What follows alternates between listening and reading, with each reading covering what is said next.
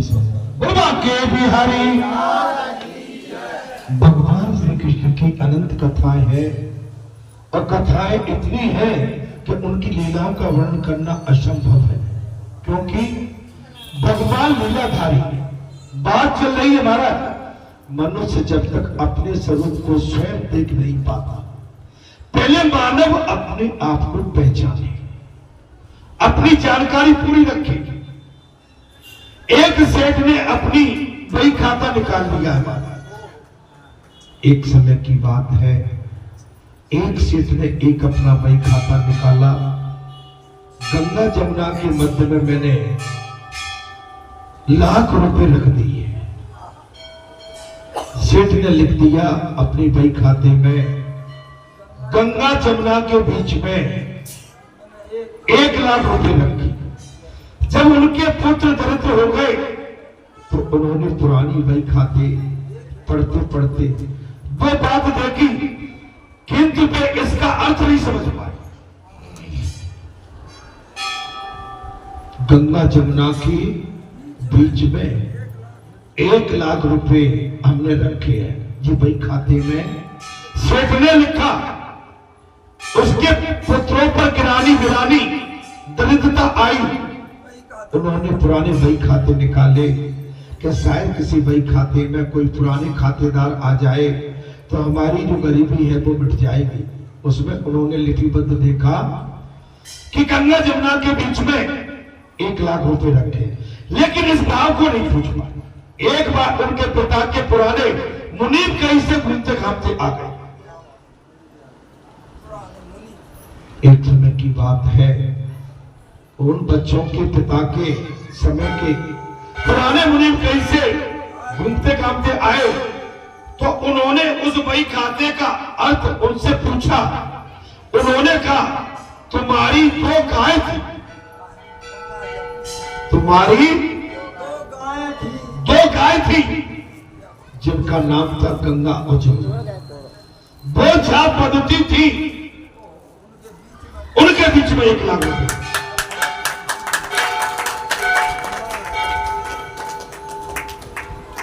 पुराना मुनि और उन्होंने कहा कि तुम्हारे 2 गऊ के नाम थे गंगा जमुना, और जिस खूंटे से उनको बांधा जाता था उनके बीच में 1 लाख रुपए। महाराज बस ये भगवान का भाव जिसने पकड़ा उसका कल्याण है। हमेशा जीव को विवेक से काम लेना चाहिए। अब गंगा जमुना की धार में कोई 1 लाख रुपए काटने तो जाएगा नहीं। अब वो ये सोच रहा था कि इसका मतलब क्या है, लेकिन समझने की बात है, बालाजी धाम में आप आए, बालाजी धाम में यहाँ का कोई जानकार होगा, वो बालाजी के विषय में जब से बालाजी आए हैं तब से उनकी पूरी कथा आपको बता दें।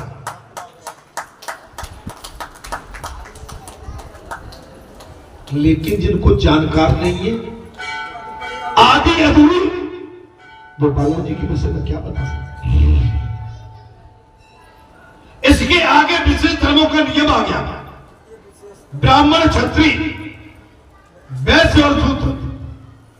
ब्राह्मण क्षत्रिय वैश्य एवं शूद्र, ये चारों वर्ण ईश्वर के अंग से उत्पन्न हुए। ये चारों वर्ण भगवान के शरीर से पैदा हुए। आप ध्यान करने वाला, ये सब ईश्वर के ही स्वरूप है।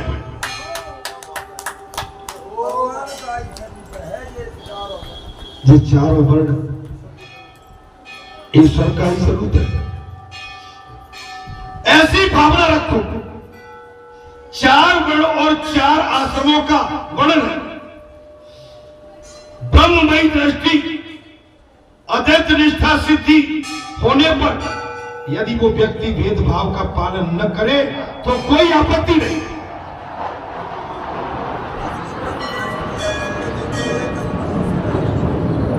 भेदभाव तो कोई बात नहीं। शास्त्रों में कभी भी हरिजनों की निंदा नहीं बताई गई है।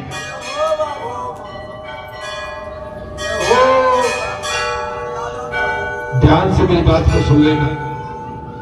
में है शास्त्रों में किसी भी हरिजन को अछूत नहीं बताया गया।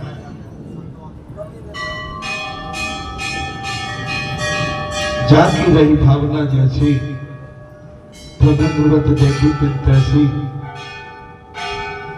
जब चारों वर्णों को भगवान ने अपने शरीर से उत्पन्न किया है तो वो भगवान का ही स्वरूप है। शास्त्रों में हरिजनों की कदापि निंदा नहीं की गई है, छोटा नहीं बनाया। सभी को चाहिए कि वे सब अपने अपने धर्मों का अर्थात कर्तव्यों का पालन पूर्णतः करें।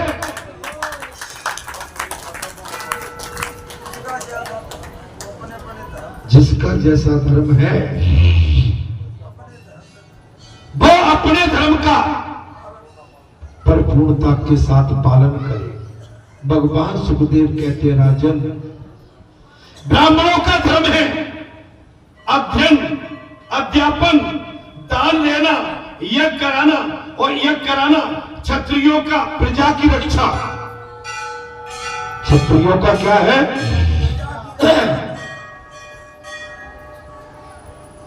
प्रजा की रक्षा। वैश्यों का धर्म है गोपालन, कृषि, व्यापार, और शूद्रों का कर्तव्य है समाज के सभी वर्गों की सेवा। धर्म है समाज के सभी वर्गों की सेवा।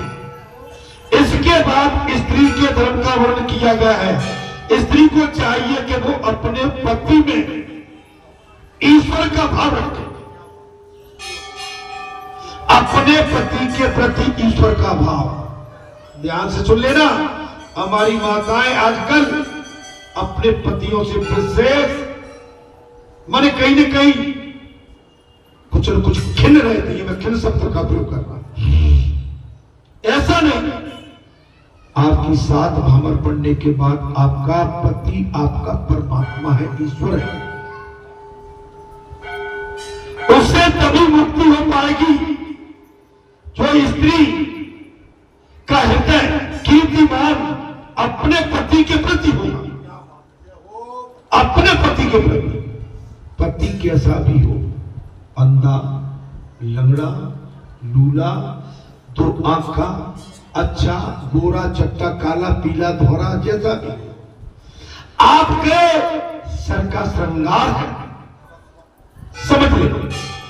ये कृष्ण प्रेम में शीघ्र द्रवित होती है। माताओं का काम है भगवान की लीलाओं में जो द्रवित हो जाती है। सती अनसुईया की भांति नारी पतिव्रता का धर्म का पालन कर, सती अनसुईया की भांति हर एक स्त्री को चाहिए कि अपने पति के प्रति अपने कर्तव्यों का निष्ठा से पालन करे, किंतु परंतु नहीं। जैसे एक पतिव्रता नारी, एक किसान हल हाथ के आता है, किसान को प्यास लग रही है, उसकी धर्मपत्नी ओखल में धान डाल के मूसली से कूट रही है। पतिव्रता नारी, पति पानी मांगता है और पत्नी धान कूटते कूटते मूसली को छोड़ देती है। पतिव्रता धर्म से वो मूसली ऊपर रुक के रह जाती है, दौड़ के जाती है, पड़ेरी पक जाती है, जल में पात्र में जल लेके आती है, अपने पति की प्यास हो जाती है और पति की सेवा के बाद मूसली का आभार करती है, अपने हाथ में मूसली लेके और धान को फिर कूटे। लेकिन उसी बीच में एक पड़ोसन बैठी है, वो पतिव्रता धर्म का पालन नहीं करती, पति से लड़ती है, झगड़ती है, पति से धर्म का पालन नहीं करती। वो पत्नी पड़ोसन देख लेती है, ये तो चमत्कार नहीं है। जिस पर पति ने कहा पानी लाओ, लेने गई, मूसली ऊपर रुक गई, और पति को पानी पिलाने के बाद फिर धान कूटे। जाके घर पे बोलती है, सुनते हो जी, मैंने आज एक चमत्कार देखा है। क्या चमत्कार है? बोले मैं पड़ोस में बैठी थी। ठीक है, क्या हुआ? पड़ोसन ओखली में डाल के धान कूट रही थी, तो क्या बड़ी बात है? अरे सुनो तो सही, उसका पति आया, पानी मांगा, कौन सी बड़ी बात है? अरे धान कूट रही थी मूसली से, उसकी मूसली, उसने पानी मांगा और मूसली ऊपर टंग के रहे, लटक गई, पड़ेल तक गई। पति को पानी पिलाया, मूसली का आह्वान लेके फिर धान कूटने लगी। सुनती हो, तुम भी कल ऐसा ही करना। जाओ हल आंक के और मुझसे दोपहर आके पानी मांगना, मैं धान कूटूंगी, मूसली से धान कूटूंगी और तुम पानी मांगना। दोपहर का टाइम था, पतिव्रता धर्म निभाती नहीं थी, पड़ोसन की होड़ करनी न कर कॉपी की। उसका पति आया, पानी लाओ। जी लाती हूं। धान कूट रही थी ओखली में, मूसली नहीं मूसल था, और ऊपर उतरे का लाई थी और मूसल छोड़ा। पतिव्रता तो थी नहीं, धर्मपरायण नहीं थी, मूसल गिरा नाक पे, नाक टूट गई।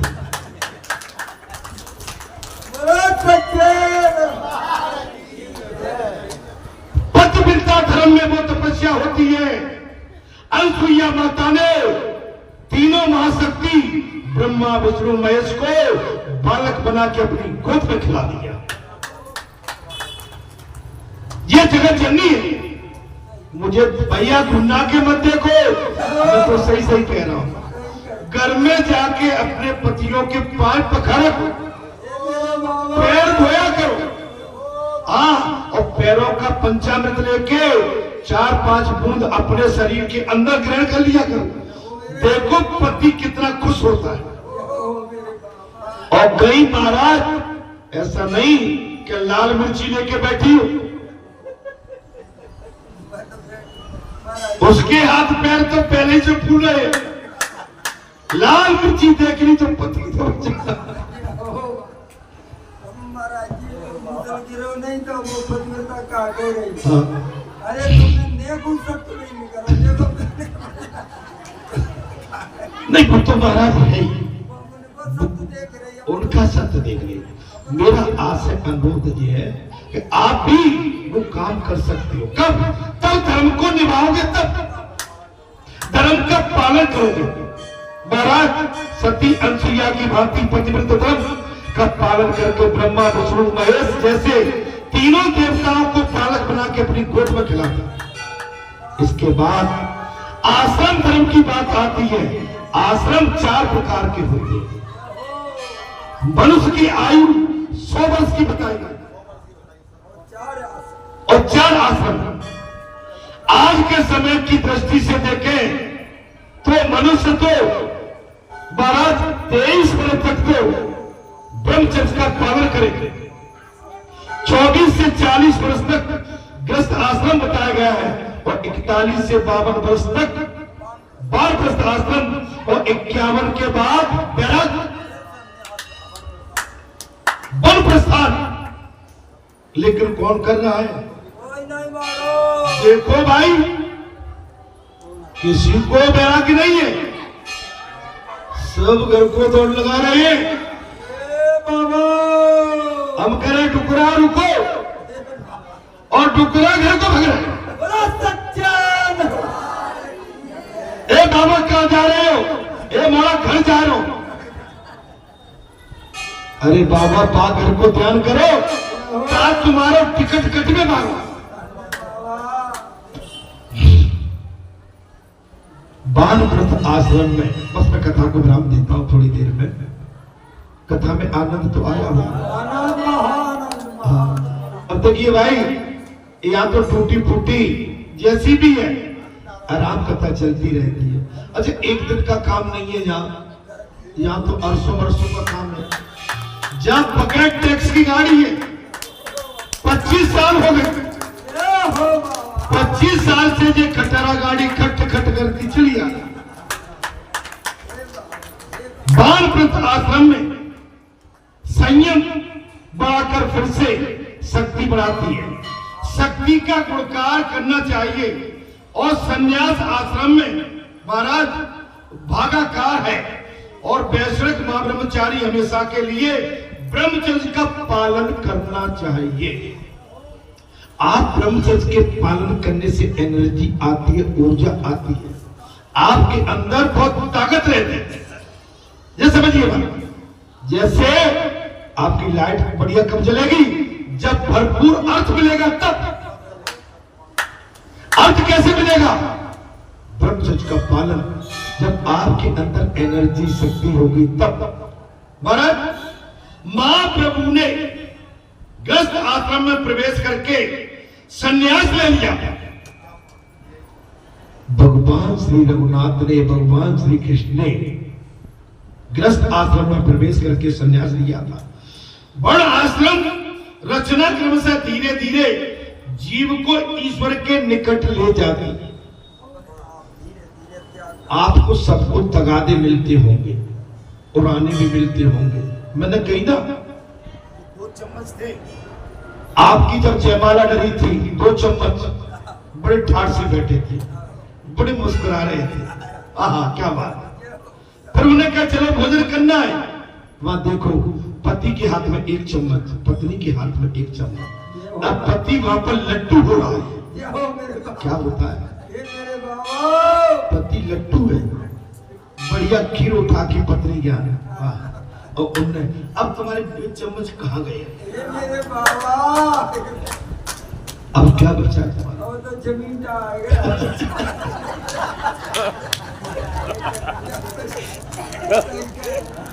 जिस सबको तायने मिलती है। देखिए यौवन अवस्था, नई अवस्था, कोई भी चीज है, हम कई सदियां, कई माने दशक पार करेगा। आप उस समय की गणना करो तो उस समय तो भूख प्यास से भी हम दूर रहते थे। अरे अब तो दूध पीना पड़ता है, पहले तो वायु हवा से ही हरे भरे भरे रहते थे।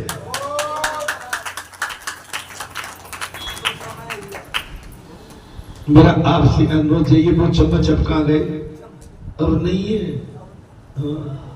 बड़ी विडंबना है महाराज। आप समझिए कि आपकी जो व्रत अवस्था है वो कामान्य व्यक्ति अविवेकी हो जाता।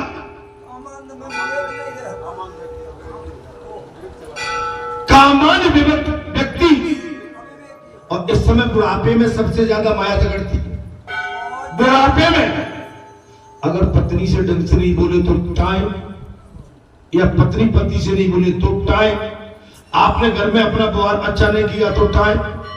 देखिए आपके बाल अवस्था में, यौवन अवस्था में आपका सब चल जाता, सब समर्थन। अब तुम्हारा कौन समर्थन करेगा? देखो बूढ़े शर्म नहीं आ रही, तगादा आपको तायना और मिल जाएगा। इसलिए महाराज अतः सावधानी की आवश्यकता है। अब केवल सावधानी बता दी, मैं ठीक बोल रहा हूँ बेटा? बहुत अच्छी बात है। दादी अगर सील लगा देंगी तो ठीक है।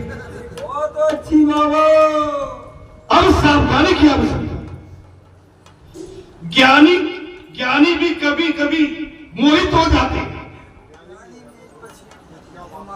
अब आज देखो बच्चों के बगैर ये सुनी लग रही है, कोई शादी में चला गया, कोई उठ गया, किसी को घाम लगती होगी, किसी को धूप, किसी को प्यास। माने राम कथा को मत छोड़ो।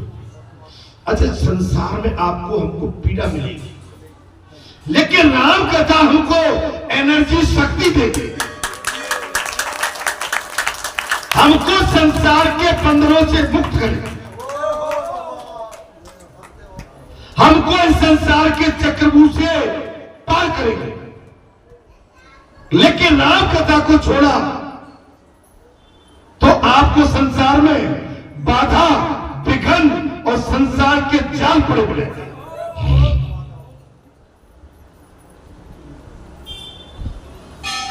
उसका सयानापन स्थायी नहीं रहता। ज्ञानी हमेशा टमाटर हो जाता। ज्ञानी हमेशा कब इधर उधर सरक जाए पता नहीं पड़ता। काम का मूल संकल्प है। काम का मूल क्या है महाराज? आपका संकल्प क्या? आप बालाजी धाम में आए, ब्याह हो, टीका हो, लगन हो, लेकिन आपको बालाजी धाम में आके ड्यूटी आपको पूरी देना है। आप उसके पश्चात ही यहाँ से जाने के हकदार हो। इससे पहले तुमने संसार की, आपने आपके जो भाव पकड़े, आपकी कथा और आपका जो कहते हैं भक्ति, आपसे सब दूर हो। भाई शादी तो मैंने सुना है रात में ज्यादा हो, और तिलक विलक भी चढ़ती है तो 2-2:30 बजे से पहले नहीं चढ़ती है। राम कथा पहले हमारे, इससे बड़ा काम हमारे लिए कोई नहीं है। अरे पहला धर्म को देखो, मीरा को देखिए, राजघराने में होने के बाद भी उन्हें संन्यास ले लिया, सब कुछ होते। हम केवल 2-3 घंटे का संसार से संन्यास नहीं ले सकते। हम 3-4 घंटे का संन्यास मंगलवार और शनिवार, 4 घंटे का संन्यास संसार से लेके नहीं बैठ सकते। तो तुम्हारे राम जी कैसे बने? तुम्हारे प्रभु भला कैसे? लौकिक कामना से काम बढ़ता है। आपको विश्वास नहीं होगी, आप जी कहोगे कि महाराज आप इतनी बड़ी बात क्यों कर रहे हैं?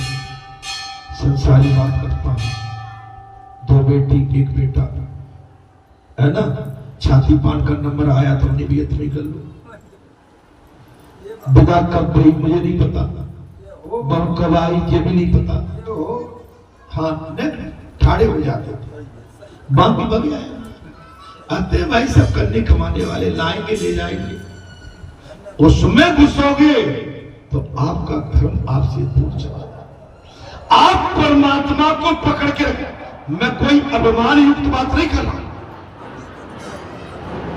आप पहले राम कथा ठाकुर जी की पूजा, अच्छा कथा 7:30 बजे चालू होती है, भाई दोपहर 12 बजे तो नहीं हो रही, 7:30 बजे और 12-12:30 तक चलती है, और हमेशा चलती है। ऐसा भी नहीं कि 12 बजे कथा है भाई हम तो फंस के रह जाएंगे। अरे 12 बजे के बाद स्वतंत्र जाओ जहां जाना है, लेकिन 12 बजे तक अपने ठाकुर की सेवा में रहो। महाराज काम क्रोध को उत्पन्न करता, काम वासना में पड़ोगे, आपके अनुरूप आपके योग्य काम नहीं बना, आपको क्रोध आएगा। एकांत में सताता है,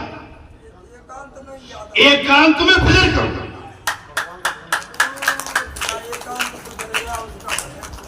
एकांत में उपासना भजन करते। जगत में सभी अनर्थ काम के कारण हो रहे हैं। जी कथा कह रही है, मैं नहीं कह रहा हूं। अभी आपको ऐसा लग रहा होगा कि मैं आपके अपने मन से कह रहा हूं।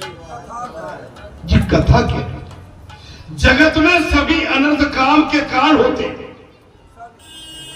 आपके सभी काम आपके योग्य नहीं है, आप वैसे ही उलझे हुए हो। बगल वाले ने हो करी, आप भी हो करने पहुंच गए। हो से बचो, ऐसे विचारों से बचो। काम यदि मर जाएगा तो समझो कि कन्हैया दूर नहीं है।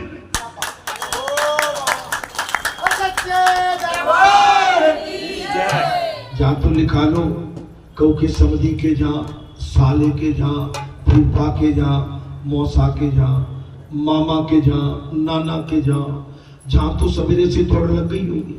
सवेरे से ही महाराज सॉफी बढ़िया डाल के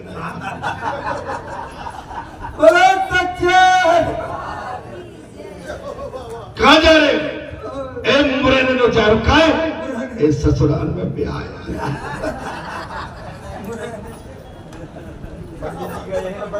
सवेरे से गल्लू गल्लू है रही। महाराज इससे बचना चाहिए। पहले ठाकुर जी की सेवा। हम जितने जहां पर जुड़े हैं, मैं उनको बोल रहा हूं, आप तो कम से कम सावधान हो जाओ। अब जो जुड़े नहीं है बेचारे, वो तो घूम ही रहे। महाराज क्षमा करना, कथा में कहीं आपको बुरियत तो नहीं हो रही? नहीं महाराज, महाराज आज एक दादी नहीं है, ता से सुनो लग रहा हो। हाँ आई थी, सुबह आई थी, आरती में थी दादी। एकांत में, जगत में सभी परेशान है, काम यदि मर जाए तो समझो कन्हैया दूर नहीं है। जगत को देखने की दृष्टि बदल जाए तो काम का भी नाश हो जाए। तो अच्छी दृष्टि से देखे तो हमारी नारद जी ने जहां पर कह दिया, राजन जगत को दृष्टि से देखना, सावधानी रखोगे तो आपका काम का नाश हो सकता है। पवित्र ग्रंथों का अध्ययन करो, पवित्र ग्रंथों का। भाई 27 तारीख है, मेरे लिए तो 27 तारीख बहुत लकी है मेरे लिए। 27 तारीख को मेरी दो नौकरी आई थी मेरे पास। बोले सच्चे वाह। लकी है जीवन में। और 27 को ही मैंने इंस्पेक्टर की नौकरी 1986 में ज्वाइन की थी। 27 में। समझिए आप, ये चीजें बहुत बड़ी हैं, लेकिन हम सराहना करते हैं हनुमान महाराज की, इसके लायक भी नहीं थे, लेकिन उन्होंने हमारी उंगली पकड़ के हमें अपने गले से लगा दिया। बैराग दृष्टि होने के बाद संन्यास लेना चाहिए। पहले बैराग, उसके बाद संन्यास। परमात्मा के लिए सभी सुखों का न्यास, त्याग ही संन्यास है। आपको त्यागना पड़ेगा। अब यहां पर एसी कूलर पंखे की बिल्कुल नहीं, महाराज तकिया मकिया लोड बोड कुछ भी नहीं। 25 साल से पत्थर पे बैठे। बैराग ऐसे ही नहीं होता। आपके कमर की रीढ़ की हड्डी पत्थर पे बैठने से मजबूत होगी। प्रहलाद और दत्तात्रेय का एक प्रसंग आ गया महाराज। दत्तात्रेय ने प्रहलाद से पूछा, आप कोई सुख चैन से तो नहीं रहते नहीं है, फिर भी इतने हष्टपुष्ट कैसे? अब आ गई, देखो मेरी बात आ गई।